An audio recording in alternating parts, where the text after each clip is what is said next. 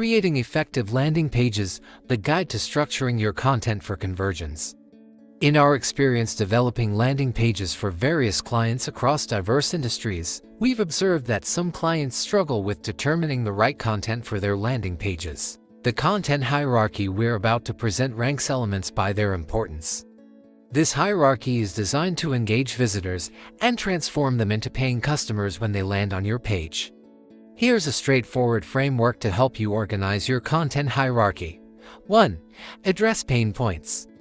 Agitate their problems, highlight the pain they're experiencing, and demonstrate your understanding of their key issues. Make them think, they truly understand me. 2. Showcase benefits. Connect your solution to the benefits it offers your clients. They're more interested in what's in it for them than what you do. 3. Highlight competitive advantage. Define what sets your offer apart and how it differs from competitors' offerings. 4. Build credibility. Substantiate the claims you make in your content with social proof, testimonials, endorsements, certification logos, and more. 5. Address objections.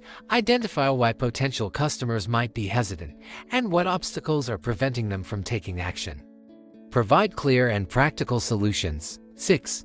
Call to action. Guide your customers on how to take action to access your offer.